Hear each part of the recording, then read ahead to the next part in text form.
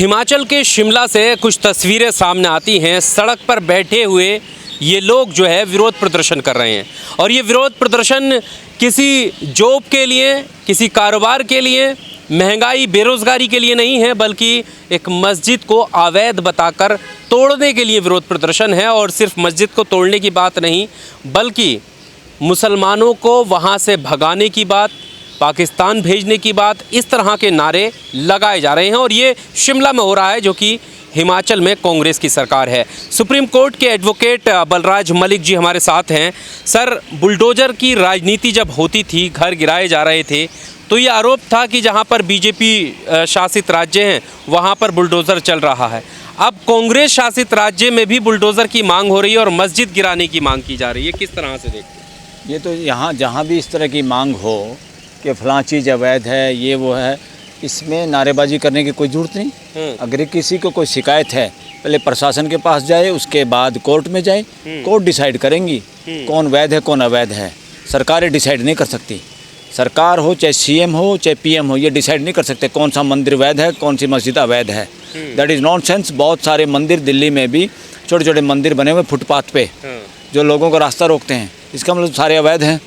जो ताज़े ताज़े बने हैं, जो इतने हिस्टोरिकल भी नहीं हैं। इसलिए किसी चीज़ को भी अवैध ठहराना ये कोर्ट का काम है, सरकारों का काम नहीं है। पर सरकार के रहते वहाँ पर मस्जिद के बाहर हनुमान चालीसा पढ़ा गया, वहाँ पर गिराने की मांग लगातार हो रही है। ये फ्रॉड है। ये जो भी कर रहा है, मस्जिद के बाहर हनुमान चालीसा पढ़ा जा रहा है, बाहर ही क्यों पढ़ा जा रहा है, कहीं भी पढ़ लो और जगह। जानबूझ के मस्जिद के आगे पढ़ा जाना या मंदिर के आगे मस्जिद को मानने वाला कोई इस तरह की हरकत करे, ये सारी गुंडागर्दी है, बदमाशी है। ये देश सहन नहीं करेगा और ये किसी के लिए भी ठीक नहीं है। इस देश में रिलीजन के नाम पे एक दूसरे को चिढ़ाना, एक दूसरे से वैर रखना, ये संविधान सम्मत नहीं है, संविधान के खिलाफ है। कोई भी किसी को भी ये इजाज़त नहीं है, चाहे देश का चीफ जस्टिस हो, चाहे देश का प्राइम मिनिस्टर हो, चाहे मुख्यमंत्री हो, चाहे बड़े से बड़ा ब्यूरोक्रेट हो, किसी को इसकी इजाज़त नहीं है। एक आदमी के साथ नफ़रत का आधार उसकी जाति या रिलीजन को बनाना, ये संविधान के खिलाफ है, मानवता के खिलाफ है और भारत की सभ्यता संस्कृति के खिलाफ है। पर जिस तरह से देख रहे हैं देश भर में एक चलन सा हो रहा है, ये क्या अलग अलग राज्यों से ये चलन कहाँ से आ गया? किसको चिढ़ हो रही है? मंदिर से या मस्जिद से या गिरजाघर से या गुरुद्वारे से? कौन है ये लोग चिढ़ने वाले? सो कॉल्ड रिलीजन के ठेकेदार हैं, जिनको मैं धर्म नहीं कहूँगा, ये संप्रदाय के ठेकेदार लोग हैं। कहीं ना कहीं इसके पीछे साजिश है और कहीं ना कहीं इसके पीछे कोई और हाथ होता है। इसका कारण कोई जानबूझ के इकोनॉमिक बेनिफिट उठाने के लिए हो जाता है, कोई जानबूझ के सोशली या पॉलिटिकल बेनिफिट उठाने के लिए होता है। इस तरह के झगड़े, रिलीजन के झगड़े कहीं ना कहीं शरारतपूर्ण हैं। ऐसा कोई भी झगड़ा कोई भी हो, इसके लिए पूरे राज्यों में और पूरे देश के अंदर विशेष ट्राइब्यूनल होने चाहिए और जिसमें जाने माने इज्जतदार लोग उसके मेंबर बनने चाहिए। इस तरह के सारे डिस्प्यूट पहले वो लोग देखें, वो रिपोर्ट बनाएं, वो सही बातों को रखें और इस देश का जो कलेश है, ये गोरख धंधा जो रिलीजन और संप्रदाय के अंदर विद्वेष फैला के राजनीति की जा रही है इस देश में, इसमें पूर्ण विराम लगाने की ज़रूरत है। ये इस देश की ज़रूरत नहीं है, ना ये देश में चलेगा। कोई आदमी हिंदू मुसलमान करके, हिंदू ईसाई करके, ईसाई या सिख करके जो अपनी रोटियाँ सेकने की उम्मीद में बैठे हैं, वो चुपचाप, उनको ये इससे कोई बेनिफिट होने वाला नहीं। वो देश द्रोही लोग हैं, देश के दुश्मन लोग हैं, वो देश के खिलाफ मानसिकता है। ये इस मानसिकता को पूर्ण विराम लगाना होगा। देश में इसके लिए कोई जगह नहीं। पर देखा जा रहा है कि जो रिपोर्ट डाल रहे हैं न्यूज़ चैनल, वहाँ पर पहुँच गए हैं, वहाँ पर घर में जाकर बात कर रहे हैं महिलाओं से, तो कह रही हैं हमें डर लगता है, शुक्रवार को भीड़ हो जाती है, मुसलमानों की तादाद बढ़ रही है। इसका मतलब फिर ये मुसलमानों को भी कहना पड़ेगा कि जब कोई जुलूस होता है हिंदुओं का, हमें भी डर लगता है। दुर्गा पूजा होती है या कुछ और तरह के काम होते हैं, या ये जो क्या है कावड़ यात्रा शुरू होती है, इसका मतलब जो भाषा आप बोल रहे हैं कि हमें डर लगता है, तो इसका मतलब मुसलमानों को भी डर लगता है। ये भाषा वो भी बोल रहे हैं क्या? यही इंतज़ार कर रहा है ये देश। This is nonsense. आदमियों से डरना किसने सिखाया आपको? कौन है ये जो जहर भर रहा है कि आपको आदमियों को देखते डर लगने लग जाता है? पहले इस देश में सिखों को बदनाम करने की कोशिश हुई, कोई भी पगड़ी वाला दिखाई देता था उसको आतंकवादी बोलने लग गए थे लोग। आतंकवादी इस तरह की भाषा इस देश ने अपना ली थी। कौन थे बदमाश इसके पीछे? कौन थे इस बात को फैलाने वाले, जहर फैलाने वाले लोग? ये वर्णवादी व्यवस्था वाला लोग हैं जो इस देश में हिंदुओं के ठेकेदार बन रहे हैं।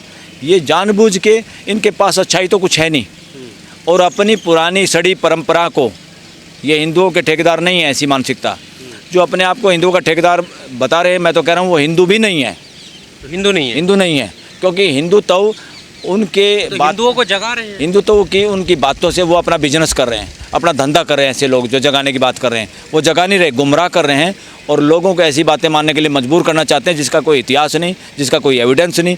कथा कहानियाँ, इस तरह की कथा कहानियाँ जो रीजन पे ना हो, जो लॉजिकल ना हो, जो साइंटिफिक नहीं हो, ये भारत की परंपरा और संस्कृति नहीं है। भारत की परंपरा है वास्तविकता, सच्चाई और एविडेंस बेस्ड बातें, वही भारत की प्रकृति आधारित जीवन शैली, वो हिंदुत्व है। ये जो हिंदुओं के ठेकेदार है, इन वाला हिंदुत्व हमारा नहीं है, न इस देश के हिंदुओं का वो हिंदुत्व है। ये तो वो है जो इसके सहारे पीढ़ी दर पीढ़ी आज तक गुजारा करते आए हैं और आगे इस अपने उसको बना के रखना चाहते हैं स्टेटस को किसी भी पाखंड के ज़रिए, किसी भी वो ऐसे चीज़ों के ज़रिए जो लोगों को मानसिक बंधक बनाता है, मानसिक गुलाम बनाता है, उस तरह की फिलॉसफी के जा रहे। इससे ये देश उब चुका है और देश इस बात के साथ नहीं है। ऐसे हिंदुत्व के साथ ये देश नहीं है। ये हिंदुत्व किसी और का होगा, जहर फैलाने वाला हिंदुत्व हिंदुओं का हिंदुत्व नहीं है। पर सरकार वहाँ पर क्योंकि प्रशासन के लोग हैं, प्रोटेक्शन उन्हें मिल रहा है और हाँ, तौर पर नारे लगा तो उन पर कोई कार्रवाई नहीं हो सकती ऐसे? नहीं, क्यों नहीं कार्रवाई हो सकती? जो वैमनस्य फैलाने की बात करता हूँ उन पर कार्रवाई होनी चाहिए, एज पर लो हो सकती है, वो किसी पे भी है। इसमें so called Hindu, so called Muslim, so called ईसाई, सो कॉल्ड सिख, किसी को भी अलाउड नहीं है। सबके खिलाफ एक्शन होना चाहिए और ख़ास तौर पे सबसे पहले किसके खिलाफ एक्शन होना चाहिए? जो मेजोरिटी में है, जो भाई सबसे ज़्यादा ताकतवर होता है, उसके खिलाफ अगर कानून कार्रवाई करता है तो कमज़ोर को या कम संख्या वाले को ये उलाहना देने का, ये उंगली करने का मौका नहीं मिलता कि मेरे खिलाफ किया है, दूसरे के खिलाफ नहीं किया। इस देश के अंदर जो भी शरारत करता है रिलीजन के नाम पे, सबको टैकल करने की ज़रूरत है, सबका इलाज करने की ज़रूरत है। और मैं तो एक और कहूँगा, सब इन रिलीजन के फॉलो करने वाले लोगों को खुद सामने आना पड़ेगा, ठेकेदारों को छोड़ के। खुद सामने क्यों आना पड़ेगा? मान लो कोई एक्टिविटी मंदिर में हो रही है और वहाँ लाखों की भीड़ इकट्ठा होगी, उससे भी लॉ एंड ऑर्डर डिस्टर्ब होता है।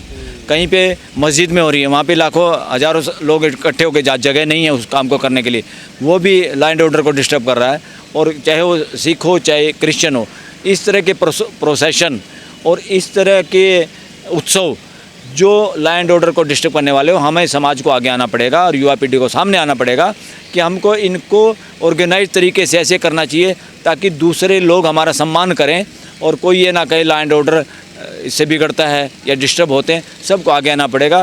पूरे देश को, अलग अलग रिलीजन को फॉलो करने वाले लोगों को खुद सामने आना पड़ेगा, इन ठेकेदारों को छोड़ के। ठेकेदार तो सब लड़ाई करवाएंगे, इनकी दुकानदारियाँ चलती हैं। समाज को आगे आना पड़ेगा इनमें सुधार करने के लिए कि हम चीज़ों को फॉलो करें मगर उस लिमिट में रह के फॉलो करें, किसी को उंगली करने का मौका ही ना मिले।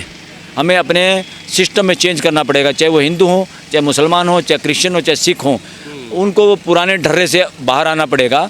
जहाँ पे जगह कम है तो हमें उसी हिसाब से वो काम करना पड़ेगा। दूसरी जगह में व्यवस्था करनी पड़ेगी लोगों के लिए और इसमें सरकारों को सहयोग करना चाहिए लोगों का।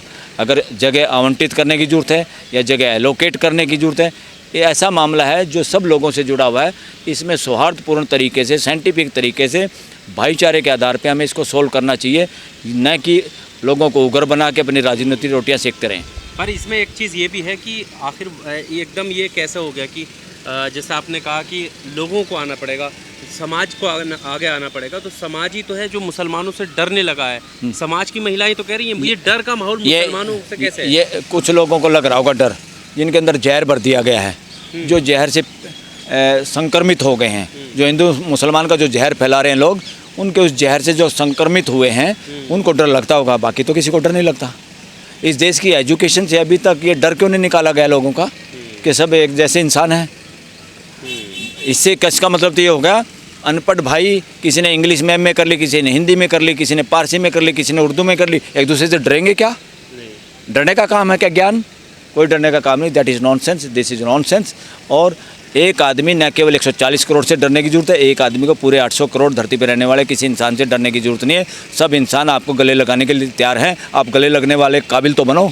आप पहले से डर रहे हैं, पहले से दूसरे से नफरत कर रहे हैं, पहले से दूसरे को नफरत करने के लिए मजबूर कर रहे हैं। This is nonsense, this is failure of education, this is failure of administration, this is failure of political system of the country, this is also somehow little bit failure of the judicial system of this country also. Congress भी उसी उस पे राह पे जो भी राजनीति के लिए चुप रहेगा, जब देश को आवाज़ चाहिए, कि क्या है, स्पष्ट आवाज़ चाहिए, स्टेट्समैन चाहिए इस देश को, राजनीतिक नहीं चाहिए।